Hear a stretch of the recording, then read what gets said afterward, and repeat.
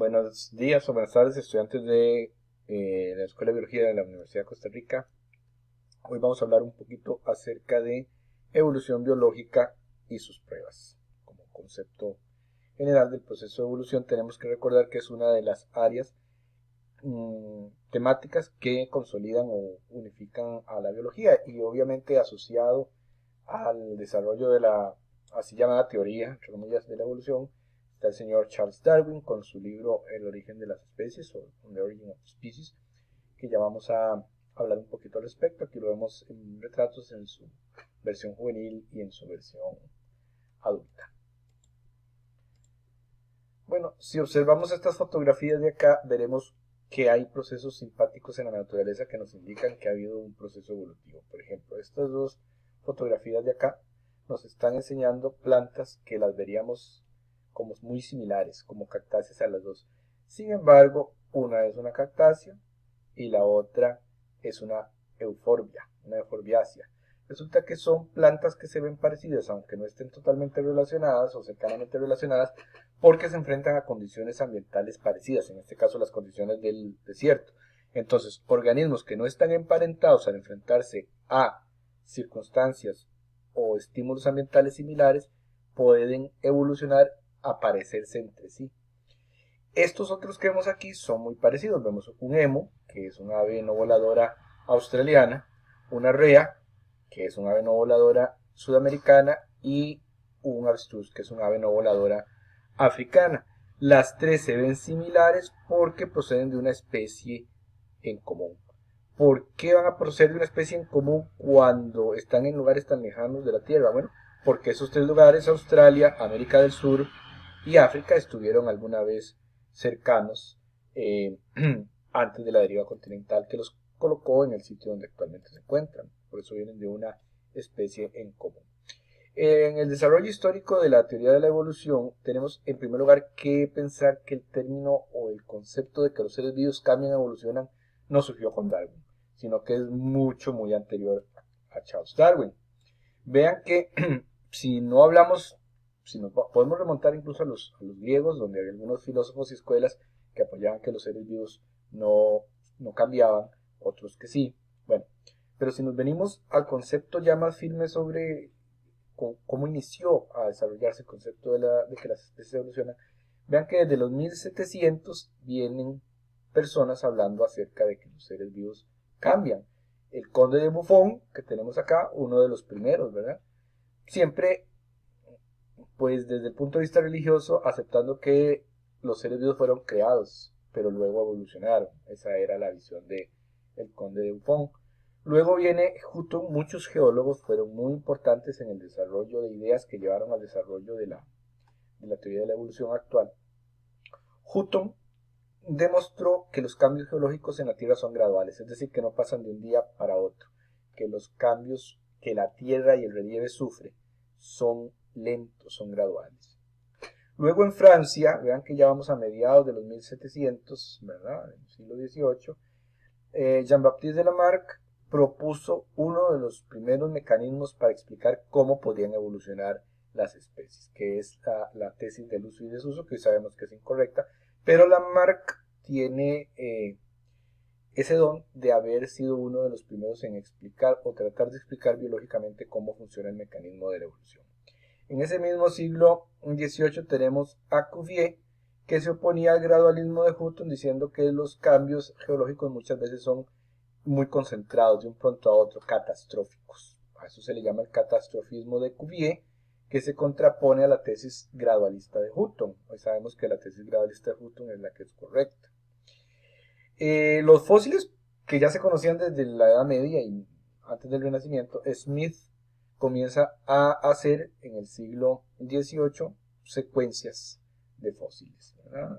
Ponerlos en secuencia. Otro geólogo muy importante, Charles Lyell, terminó de apoyar el gradualismo de Hutton y él es considerado uno de los padres de la geología con su tesis de que la Tierra es muy antigua, la Tierra no es tan joven o tan reciente como se creía en esos tiempos, es mucho más antigua. Luego, cercano a este desarrollo de la geología, es que Charles Darwin propone la tesis de la evolución por medio de la selección natural. O sea, lo que está haciendo Charles Darwin no es inventar el concepto de evolución por primera vez, sino explicar que muchos de los cambios evolutivos ocurren por medio de selección natural, es decir, de un mecanismo y pruebas. Y Wallace, que vemos aquí, pues también llegó a la misma conclusión, casi al mismo tiempo que Darwin, de que la de que la evolución se da por selección natural. Por eso es que la tesis actual la llamamos selección natural de Darwin-Wallace, ¿verdad? Porque los dos llegaron casi que al mismo tiempo a las mismas conclusiones. Incluso dentro de la familia de Darwin no fue Darwin el primero que habló de evolución, ¿verdad? Vean que habían ideas muy, que hoy podemos considerar ridículas. Por ejemplo, el arzobispo James Ussher, ¿verdad?, de Armagh, en los años 1600 se puso a calcular con las edades de la Biblia, según la Biblia, ¿verdad?, según él, qué edad tenía la Tierra sumando las edades de todos los patriarcas del Nuevo Testamento para atrás. Y llegó a la conclusión de que Dios había creado el mundo el domingo 23 de octubre del 4004 antes de Cristo. Creo que era como a las 10 de la mañana o a las 9 de la mañana. O sea, hasta ese punto llegaba la gente en ese tiempo. Entonces la Tierra era muy joven, si apenas tenía 6000 años y tanto.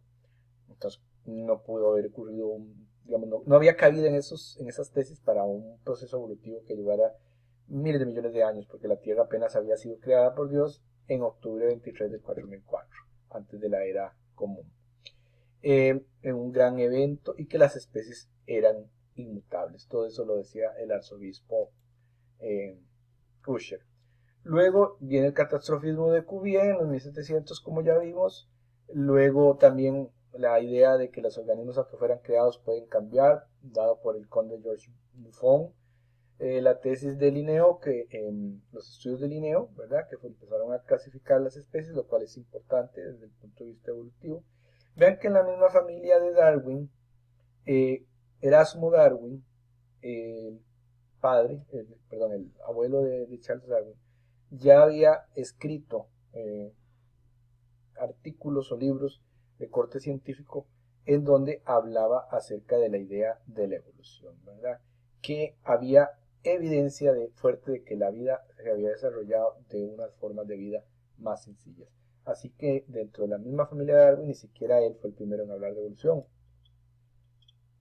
Charles Lyell, uno de los padres de la geología moderna, con su teoría del uniformitarismo, ¿verdad?, que dice que los eventos geológicos que ocurren hoy son los mismos que ocurrieron en el pasado, entonces echa por tierra las tesis de Ussher, porque para que esto ocurra, la Tierra tiene que haber tenido miles de millones de años de existir, ¿verdad? No nada más 6000 años, como creían los religiosos ingleses. Luego vienen todas las contribuciones de Lamarck, de Monet, de Chevalier, todas estas tratando de explicar la generación espontánea, cómo cambian las especies, Lamarck tratando de explicar cómo evolucionan las especies, hasta que finalmente llegamos a 1859 con la publicación del libro de Darwin, en que se nota por primera vez la explicación científica de que la selección natural es un motor de la evolución. Ya después vienen otros eventos importantes, en eso tal vez la propuesta del equilibrio puntuado por Eldridge y Gould, ¿verdad?, ya en los 70, donde dice que el árbol evolutivo es camina un poco diferente de lo que el darwinismo tradicional pinta. Aquí tenemos a Erasmo Darwin y a Charles Darwin de joven. Bueno, resulta que Platón, que vemos acá, ya en la Grecia antigua, había propuesto que todos los objetos o cosas que hay en la Tierra, los organismos y demás, son una reflexión de una forma divina, ¿verdad?, de una forma ideal. Aristóteles, ¿no?, que fue su alumno, empezó a trabajar con los seres vivos y los no vivos, los inorgánicos también, y los clasificó desde los que él consideraba lo más sencillo, lo más inorgánico, como los minerales y las rocas, hasta lo más sublime como el humano. Bueno, esto está incompleto porque la original llega hasta ángeles y dioses y qué sé yo.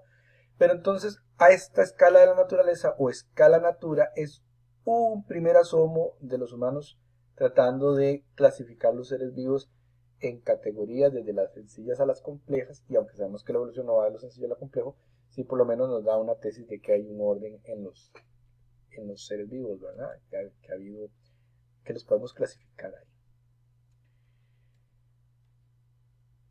Esta era la visión en la Edad Media del Renacimiento europea, en la Europa dominada por el cristianismo, ¿verdad? En donde el concepto era que el ser humano y todo lo que existe es una creación divina hecha por Dios.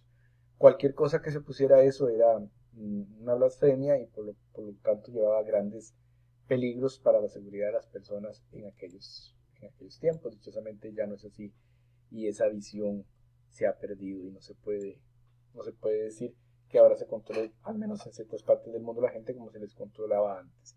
Aquí vemos a Georges Cuvier, ¿verdad? Con su tesis del catastrofismo, opuesta al uniformitarismo y a Hutton. Este es el libro Principles of Geology, con el cual Lyell, prácticamente Charles Lyell, fundó la geología moderna.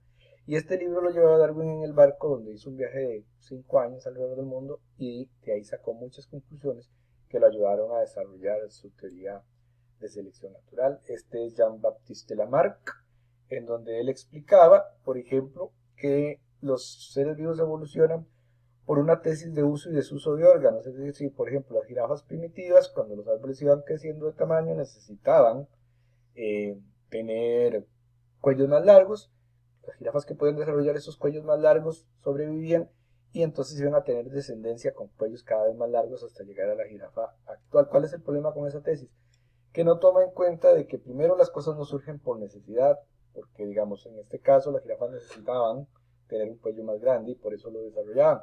Y tampoco toma en cuenta que para que cualquier cambio ocurra en un ser vivo y se pueda llevar a la siguiente generación, tiene que ocurrir y pasar por las células gaméticas. Las células del cuerpo son las células somáticas, entonces Lamarck está arguyendo que cualquier cambio que surge por deseo, por ejemplo por necesidad, que afecte a las células somáticas directamente puede pasar a la siguiente generación y sabemos que esas cosas pues son conceptos erróneos. Pero sí tiene la importancia Lamarck, como les decía, de haber sido uno de los primeros tal vez de corte biológico, persona de corte de biólogo, que trató de dar una explicación a qué mecanismo es el que explica la evolución de las especies. Muy bien, continuamos en la siguiente sección de la videoclase.